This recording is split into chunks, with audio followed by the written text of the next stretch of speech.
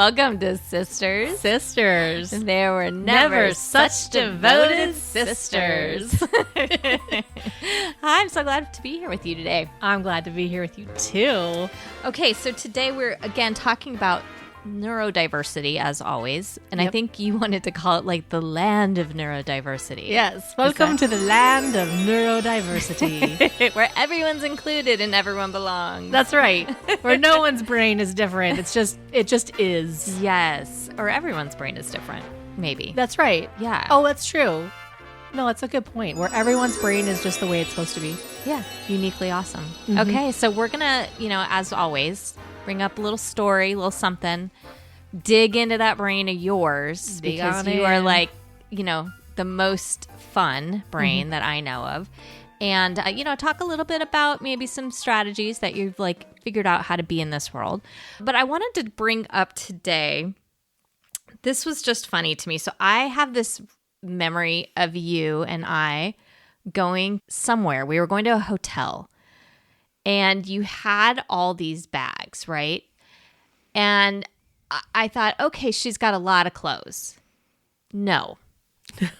Okay, there was a couple of items of clothing. There was definitely your makeup at the time. You loved doing makeup and everything. And then there was this whole other bag. And I'm wondering if you can guess what was in that other bag, if you remember. I know you have short-term memory or long-term memory issues, but what else would you bring in a bag to a hotel? Because they annoy you to no end. When I would you don't definitely have bring them. a pillow. Oh, yes. That was there too. Multiple pillows. There was pillows. one for your knees and one for your back and one for your, I don't know. There's 9 pillows. Yes. Yeah. I would have brought any kind of body, any kind of... Yeah, you're not on it. You're not remembering what I'm thinking of at all. And it's so striking to me. Anyone who would have traveled with you would think this is hilarious. You had an entire bag of light bulbs. Oh, yeah. I do. I even have it now. I know. That's true. You travel everywhere with light bulbs. Can you explain what happens? You go to a new place and you have all these light bulbs. What do you do? Oh. Why do you have so many light bulbs? Well, okay. So I'm glad that we're saving the earth. Okay. However, LED light bulbs, they are really hard on my eyes, especially if they're cheap LEDs. So what happens with an LED, which is a light emitting diode. Yes, it is. Which we know about because our father was an engineer. Mm-hmm. Electrical engineer, yes. So what happens is in order to make the light, it flashes. And so there's It's almost like a tiny strobe. Yeah, it is a tiny strobe. Right. Which is why if you take a slow motion video on your phone and you're in a room with LED, you'll see a strobe effect because it's actually picking up the light that's actually strobing. Because it goes on and off very quickly, though. Yeah. And most of the human eyes, you can't see it. You can't tell. Right. But if you take your hand and you put it in between the light bulb and your eye, you can sometimes see your hand kind of having a trail. Anyone who's listening to this is going to go try that. Yeah. No, I try it. And that's how you know if you have a good LED light bulb or not.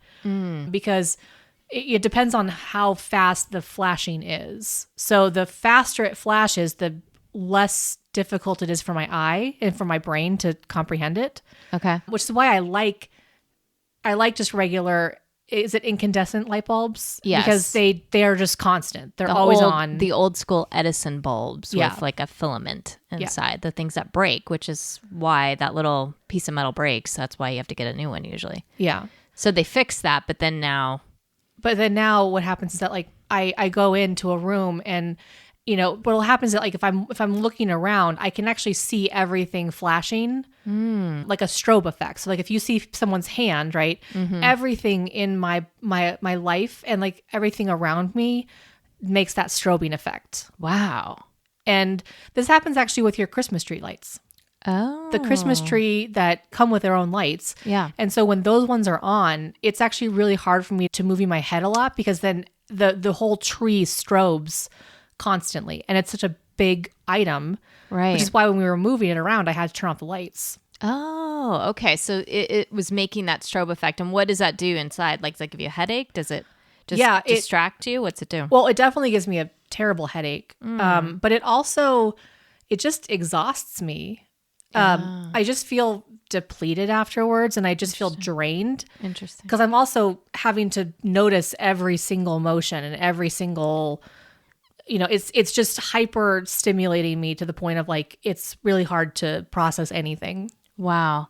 And you have this happen, like if there's strobing kind of things happening in a movie. Yeah. It'll cause problems. Yeah, I've had it. So like, I don't have epilepsy, but what will happen is that like, I think, and it probably goes back to trauma as well. There's something about strobing lights that it does trigger my PTSD. Interesting. So it's a combination of my ADD and the PTSD. Okay. So there is a difference. So like, I think that I've learned over time that lights are challenging, but also it's just painful. Like my eyes are so sensitive. That's why like when I go outside, I have to have sunglasses on because it just hurts too much. Hypersensitivity to it. Yeah. The cool thing is that there's actually these awesome light bulbs. I think it's like lighting science. There's some company that they've made bulbs on the International Space Station, and NASA has actually made bulbs because they have to be able to simulate daytime and nighttime. Yeah. And so they've actually created their own sets of bulbs to do that. Huh. And so then they've took this technology and they've actually made it into bulbs that you can buy that are LED. Oh, okay. So it's still saving the environment, but doesn't cause as much stress on your eyes. Yeah, because they've had to they've had to engineer them really well for the astronauts so that they don't have any issues. There's something with the circadian rhythm and all of that. So they've had to do that. And so they have different temperatures. They have like daytime, they have nighttime. They've got ones like that they take out all of the blue light. And so like I have two different sets of lights in my home. So like I have the ones I have on during the day, and then I have the ones I have on at night. Wow. And so like I'll turn on the nighttime ones and they're much darker. They're dimmer, but they're also yellow. Okay. They even have little small ones for the babies, little baby ones for the rooms and stuff. And so I end up liking those a lot because it's less light. It kind of helps you calm down, but it isn't hard on my eyes.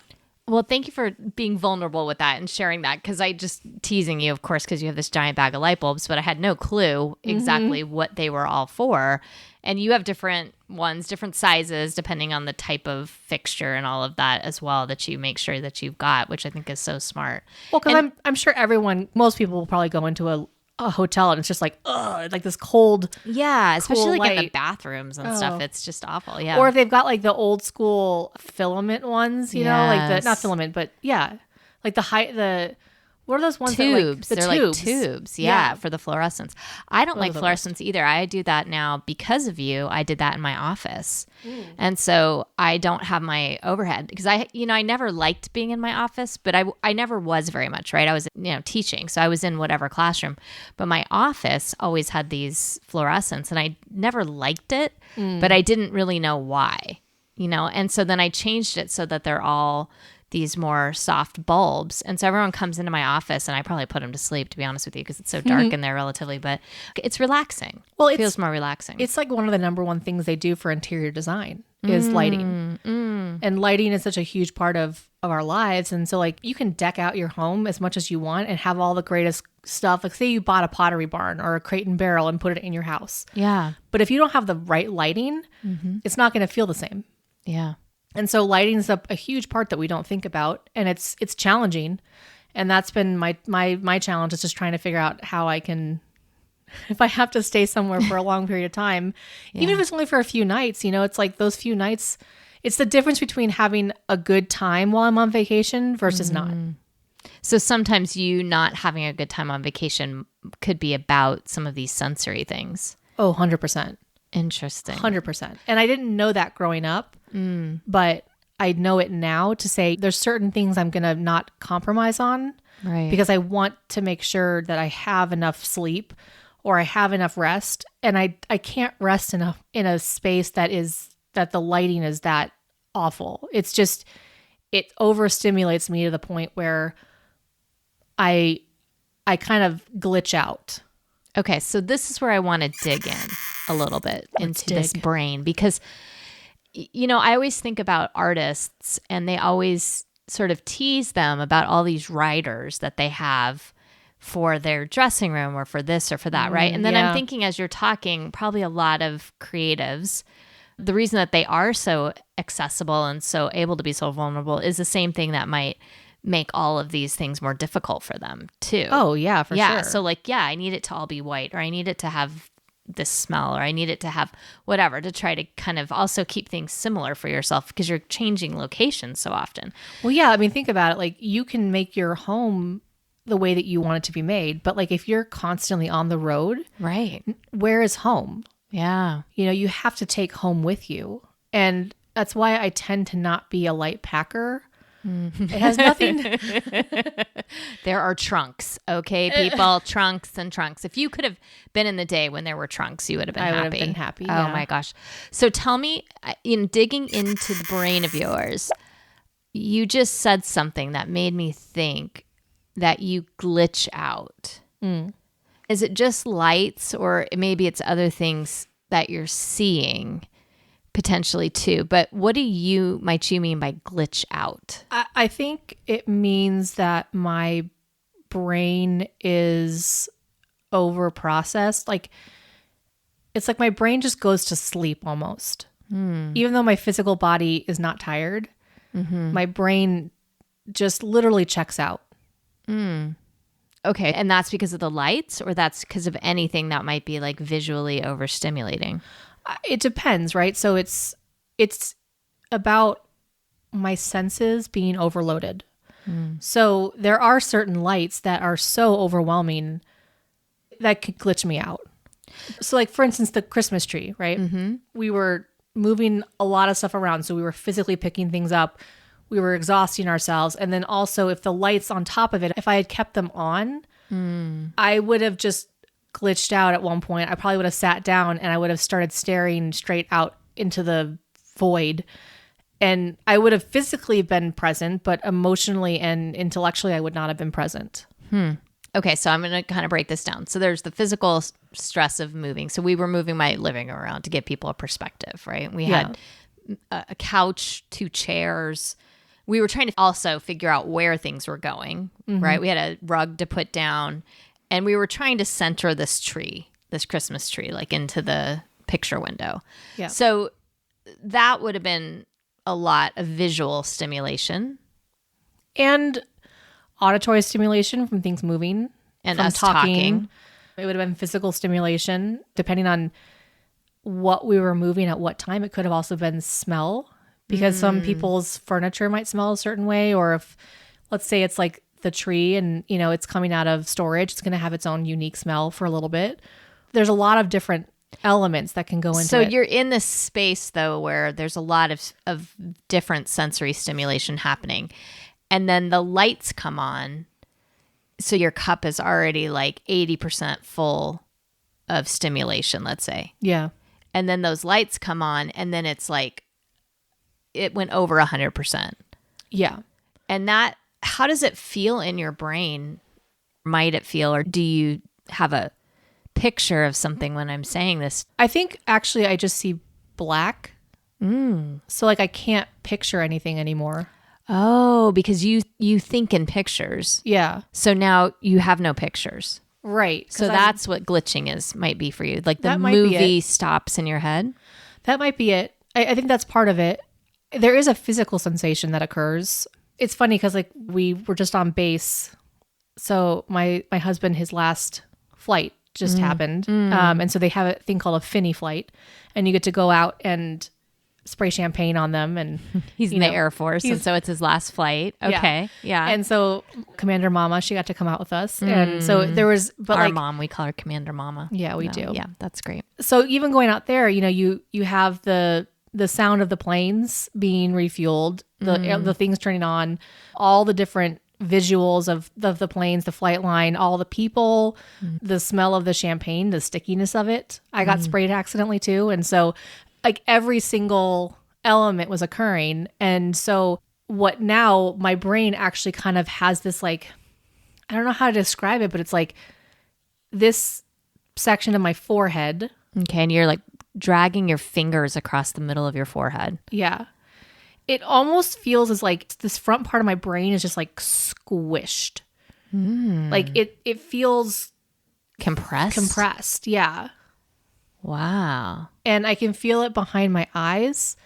Interesting. And that's why like I had to get a little bit of protein because I knew that I needed something. I knew I needed a little bit of food. Like I got a little snack. So I knew that would help me kind of rejuvenate myself just to be able to come back and talk to you. But let's say that there was the Christmas lights were on right now. Yeah. While we were talking, I would probably have to stop talking on this podcast. Wow. Because I can feel like I'm at that kind of 75 to 80%. And so if something else pushes me over, then I will glitch out. So it's not like if you're in your own home and you turn on the Christmas lights, it's going to glitch you out. It's that you've been overstimulated or you've had so much stimulation, that combination. Yeah. And it's also the newness factor of it, right? So we were moving around the room and it was different and it looked different. So like I'm now cataloging. Now that we're moving it, I'm also cataloging the room. Interesting. So my brain is working. On one of our former podcasts, we talk about puzzles and how you catalog things. So what was the cataloging like? Like, give me an example of some things you might have cataloged in my living room. And is it creepy? Like, are you gonna? Is it like? Oh, it's the reason that you can call me and say, "Hey, I think I'm moving this thing a little bit to the left and down. Like, what do you think?" And I can actually visualize it in my head because I've made a blueprint of it in my head. Interesting. Okay. So and part of it was cataloging, like, okay, so once the tree is removed, how is this space going to look without the tree? So I was sort of making a blueprint of it all in my head, and then imagining the tree leaving. And so that takes energy to like imagine it gone. And then, okay, well, when that happens, I think the chairs are going to probably have to, instead of being at this angle, they're going to have to kind of come in a little bit more. And then you might want to have a little something in that tree area. Like, so I'm thinking of like all the different. And you know all my furniture because you've cataloged that already. So you're trying to figure out which piece might go here or there. Yeah, I know exactly which piece would go there. Wow. Yeah. Wow. So, at some point along the way, you've talked about energy and maybe something about ADHD having like only so much energy. And I think it's really interesting that you talked about needing protein because obviously our brains need a lot of protein to be able to function. And so it sounds almost like when you hear the fan on overdrive in a computer, because the thing's been processing so much that it's overheated. Yeah. I wonder if maybe there's an element of that where like your brain, you're saying compressed, right? But like it's literally overheating because it's working so hard. Yeah, that's probably true. And you get tired and hungry because, they say, when you're studying that you use up a tremendous amount of energy because your brain needs so much of that fuel. Yeah. Interesting. So, I mean, okay, every day we are confronted with 9 million physical things, sounds, sights, everything. So what might be some of the things you do to help you cope with this? Because, I mean, I think the bag of light bulbs is an example, right? That is one. For sure. But like, what else might you be doing that you found is helpful so that you don't glitch out? I think that this one is one of those that I still struggle with. I've got a few things I do, knowing that I need to have a snack and knowing that I need to not just have any kind of a snack. Like I need some protein, I need some healthy fat, or I just need some fat. I think having to learn about nutrition was helpful because I can tell like, okay, if I'm physically tired, I need more carbohydrates. But if I'm mentally tired, I need more protein. And then the fat always has to kind of go in there. It's like the glue that helps it all fuse together. So taking care of your physical body is a part of it. I think also this is one of the things that I have to work on, and like where I would be really helpful to have a community, because I tend to avoid a lot of things. So I will avoid going to the grocery store because there's just too much stimulus there. So thank God for Instacart now. Yeah. And fluorescence, right? Yeah. A lot of fluorescence there. Yeah. tons. So I tend to avoid a lot of things. Like I know that if I have to go to the grocery store, for instance, I'm not going to do it on a day that I have to also then go and attend at a party, you know? And I know that like I need sometimes days off.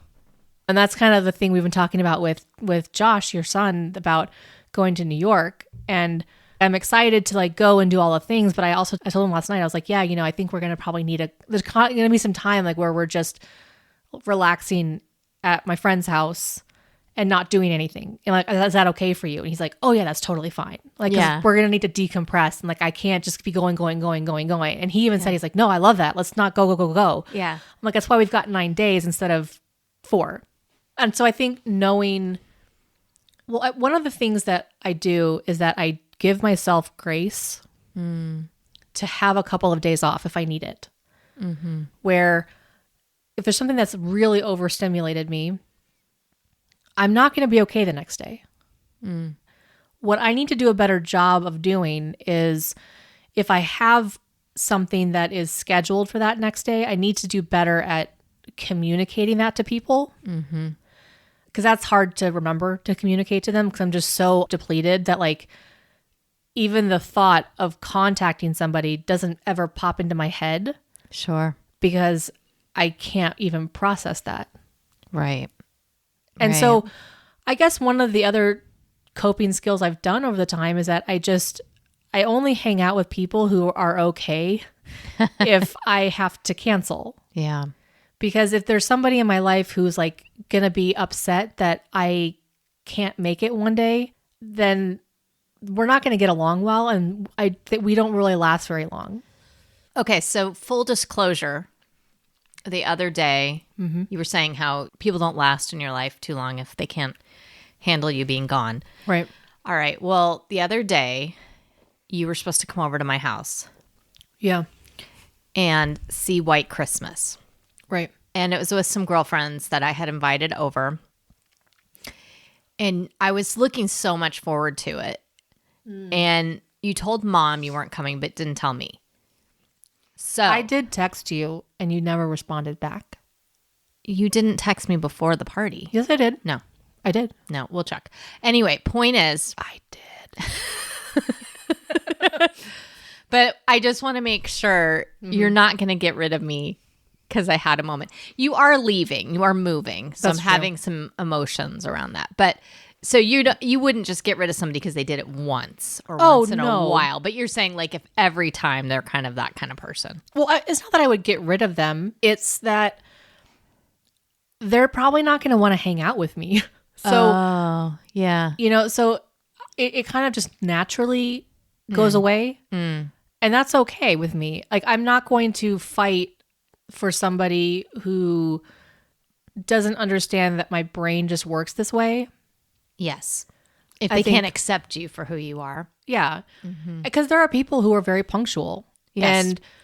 And it's not acceptable for them. And I'm not going to tell them that they're wrong because that's how their brain works. Yeah. And so we're probably, unless we can come to a consensus that like, hey, you can be punctual, that's fine. If I'm late, is that going to bother you? And if it does bother them, then that's up to them what they're going to do. But like most likely, I mean, I'm not just going to be like, hey, we can't be friends now because, you know, you're punctual. I was just checking because, you know, I feel like I'm like, oh, I'm one of those people. But I do feel like one of the things when we're talking about all this, your whole concept of like things that are overwhelming you, the site specific things that are overwhelming you, you've done a lot to try to mitigate that through sunglasses, through being out certain types of day, avoiding certain situations sometimes. Yep. And I think that's okay that, you know, sometimes like there are places that I don't like to go either, right? And whether it's because of that, not necessarily, but maybe just don't enjoy it as much, or it's not going to be an enjoyable experience. I do wonder though, how you handle it with meeting new people or even like reintroducing yourself to people you've known in the past, how you might kind of front load it to let people know, right? Or do you feel obligated? I guess that's a bigger question. Like, does that help you to let people know what they might expect? Like the other day when we were talking about how you told Mike, our brother, and I that before we went into the thrift store, I'm having a full-on ADHD day. Yeah. Or ADD, I can't remember which way you said it, but you said I'm having that day. And here's what you can expect. Do you feel like you have to do that for everything in your life, or is it just? Well, this is actually something I've been working on with my counselor. Oh, okay. Because I do. I feel like for so long I've had to, how do I put this? Apologize for who I am. And I've had to provide reasons as to why. There's a word I'm thinking of and I can't quite Rationalize or? Yeah, I'm definitely like explaining like why I'm doing something. Always having to justify. Justify, that's the word. Yeah. So I always feel like I have to justify why I'm doing something. And so her and I have been working a lot about, can it be okay for you just to say the thing and not have to justify why you've said it? Like, can it be okay that that's just what you need? Yeah. Or what you want?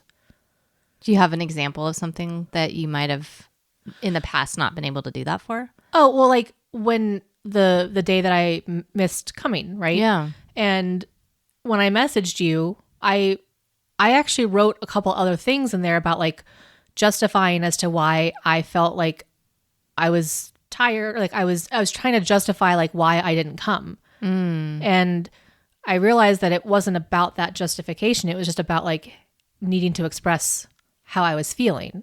Yeah. Or, connecting with you and talking about it. But there were like, I do find myself now like writing down, this is how I'm feeling and here's my justification. And then I go back and I delete the justification part.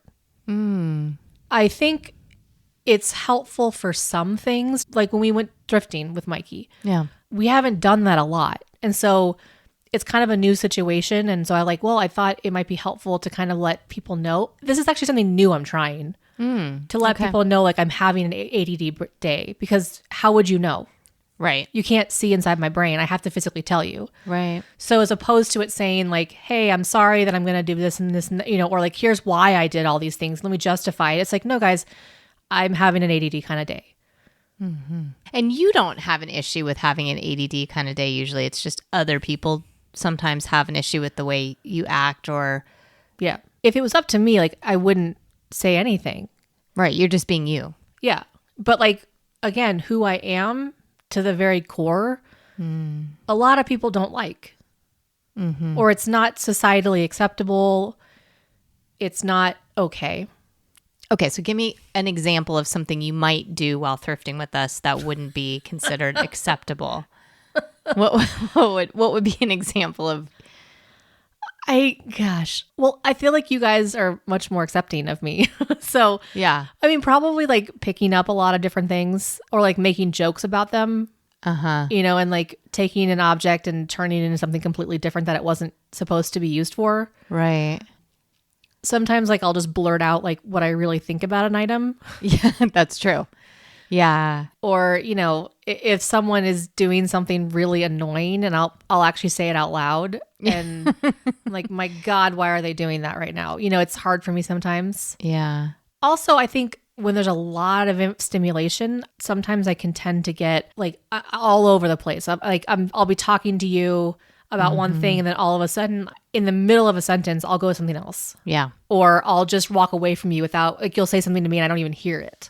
Yeah. Or you'll try to buy an entire village full of Christmas things. Yeah, Yes. I did try to buy an entire village. Yeah. I was like, let's limit this to half. Oh, so Yeah. I think this is so interesting because the stimulation piece and the idea that your brain glitches at some point, I don't think I understood until now, really, that you think in pictures and the pictures go away. Yeah, when you get overstimulated, and that's the equivalent of you not being able to think anymore. Yeah, it's like the blue screen of death. It's just you start processing and then you can't anymore, and it's just like, well, we got to do a reboot. Yeah, and sometimes for you that's an hour, and sometimes that's days. Yeah, it depends on what the stimulation is and how much it's been.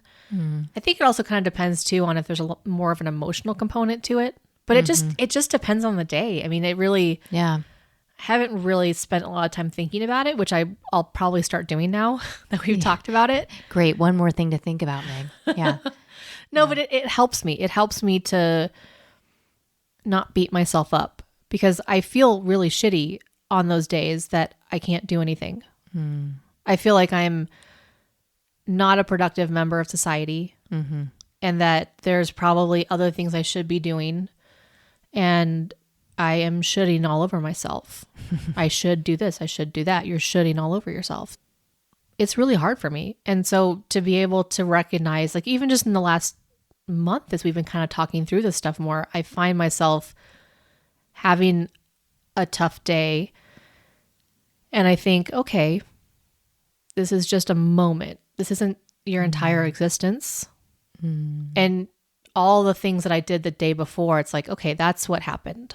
And I kind of have noticed that I would have said this back in my 20s. So like when you're in chronic pain, there's only so much you can do in a day. And if you try to go beyond what you should be doing in a day, like say you have a good day, right? I would have lots of days that were bad, but I have a good day and I'm like, yeah, I can finally get stuff done. But if I overexerted myself, I would be paying for it for a week. Right. Because my body physically couldn't handle that. It's interesting because, you know, we have the phrase, I overdid it. And what that means, though, for somebody, I think, especially with ADHD specifically, is very different than some people may be able to kind of understand, I would think. Yeah. You know, because, again, all of our brains are very different. We are diverse. And yet there are some commonalities about people who've been diagnosed with ADHD, and kind of that overstimulation and glitching out, I think, is sort of a common one. And one of the things that I've been reading a little bit about is just this idea that taking those breaks and doing them more regularly, and setting them up that I'm going to need a break, that can kind of stave off sometimes the long expansive times of not being able to really re-engage with your brain. Yeah, not letting yourself get to the point where you've glitched, basically. Right? And I think that's a lot of what you've been trying to put into your life, is trying to not get to the point where you glitch. Because when you glitch, then that's like a hard reboot. Yeah. Right. It's the difference between your computer having to go to sleep and coming back on, right? And having to reboot the whole thing and, you know, start all over. Yeah. The brain is a muscle, right? Is that right? I mean, not in the traditional sense. Oh, okay.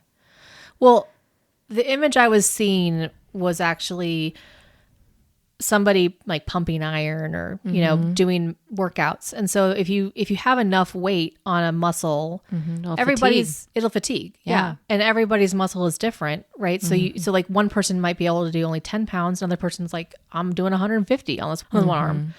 And so I feel like that's kind of the same thing. Like we expect everybody to be the same when it comes to the brain. We expect that organ or that whatever it is. Like we expect that. We're not a biology channel. No, we are not. We're not a biology podcast. But I visualize that where if someone goes to a gym, we don't expect everyone to use the same amount of weight. Right. But we expect everybody to do the same amount of work and tasks every day. That's a really good point. Yeah. I mean, you wouldn't expect the same two different people to lift the same amount of weights. Right. Why would you expect them to do the same amount of tasks? Right. Yeah. So then like when somebody, you know, is saying, here, there's just a really simple routine every day to get your house in order. It's really simple. Well, yeah, for you it is. Like if you're already benching 300 pounds, yeah, doing 100 to start off your routine is probably really simple. Yeah. But if if either you don't have arms, then you can never get to that level. Right. Versus like, you know, or if you're new, right? Like, so we just don't think about it the same way. And I feel like the brain has only been studied a very small amount and we understand so little of it, yet it's the thing that makes us go. And it's the thing that that has the most impact in our daily life? I would say absolutely. And I like your analogy. I'm going to think about that a little bit more with the weightlifting versus not expecting the same thing from two different people. Yeah, because from my understanding of biology, you have to have a brain in order to be alive. You don't have to, you can have limbs that are different. You can have shapes and sizes and all that stuff, but everyone has to have a brain. I mean, I'm going to get super morbid and say that people can be brain dead and kept on life support. But That's yes, true. I think in terms of you're actively living in your life and moving around. Yes. Yeah. Sorry. God. But nerdy. so I think it's if everybody has that brain, we expect them all to be the same because we can't physically see it. Yeah. You would never ask a person who is an amputee to do certain things that they physically couldn't do. Right. But we can't see the brain. So we don't. So it's this invisible difference. Yeah. I like that we're trying to make it visible. At Me least too. with your brain. Yeah. That's exciting. It's helping me to live in a very different way.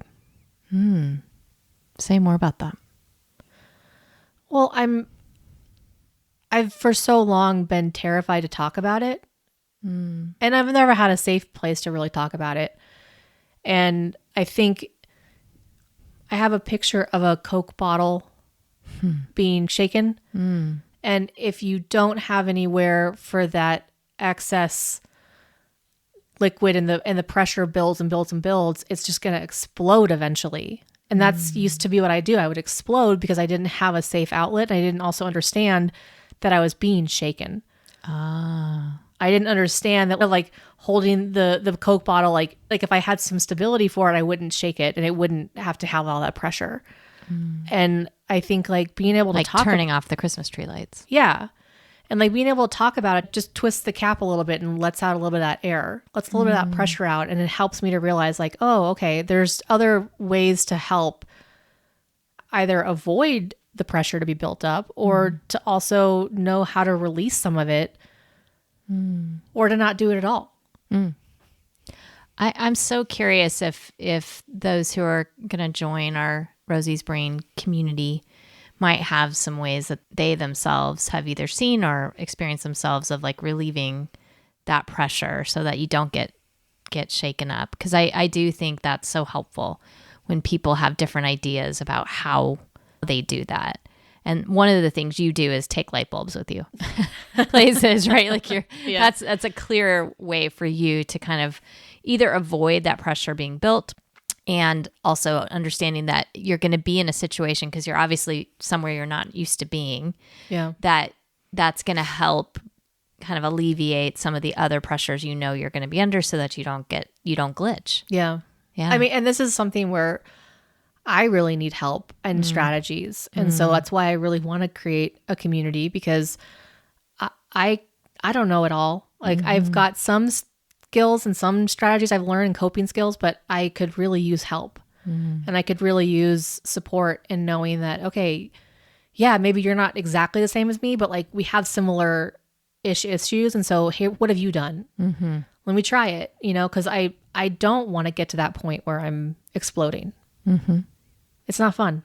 Yeah, exploding or glitching. Either one of those is not fun. All sounds terrible. Well, it just takes you out of the life you want to live. Yeah. I think. Yeah, because you're right. As soon as if I have to explode or if I glitch, the recovery time is that much longer than if I did get to that point. Yeah, if you could just sort of release it gradually. Yeah. Or again, avoid. I might need a day off, but I don't need a week. Yeah. Yeah. Well, thank you so much for, again, being vulnerable, being here, talking about your brain. I appreciate you. I appreciate you willing to listen and ask questions. It means a lot. Love you. I love you too. Bye. Bye.